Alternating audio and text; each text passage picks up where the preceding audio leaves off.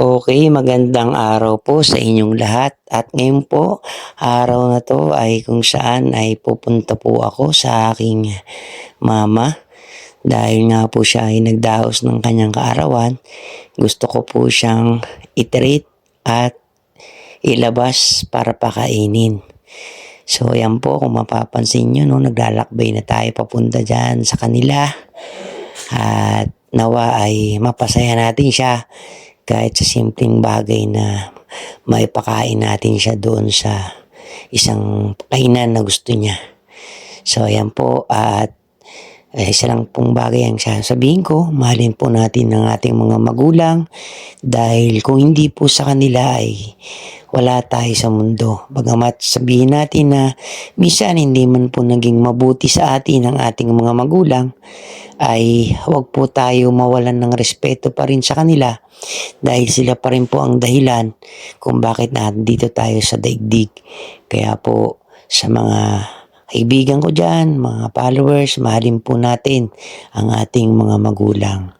Yan lamang po, at lagi natin pong tatandaan na kapag gumawa tayo ng mabuti ay patuloy na ang Diyos ang magbibigay din po ng gantimpala sa atin.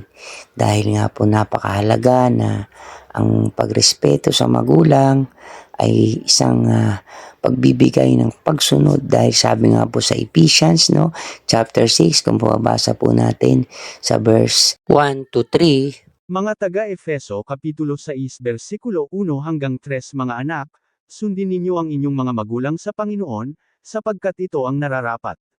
Igalang mo ang iyong ama at ina. Ito ang unang utos na may kalakip na pangakong, ikaw ay giginhawa at hahaba ang iyong buhay sa lupa.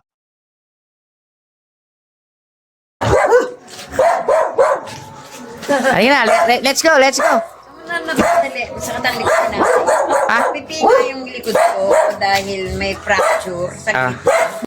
At yun nga po, narinig nyo, akala ko hindi pa matutuloy, pero natuloy naman po kami. At ito po ang napili niya sa may Savory restaurant, no? Diyan po daw kami kakain. At ayan po, umu-order na po siya.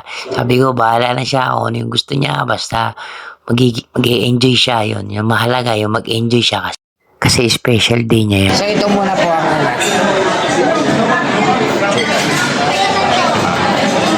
Ito na nga po. Ayan. Itlog mo.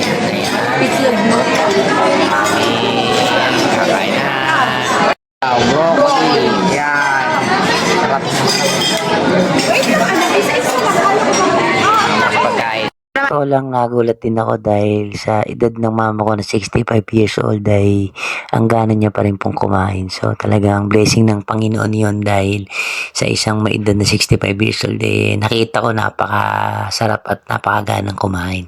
Kaya nakakatuwa. Salamat sa Lord, talagang iniingatan ka at kinagabayan, at nawa sa buhay mo ay patuloy kang magamit ng Lord at mas lumalim ka pa sa Panginoon.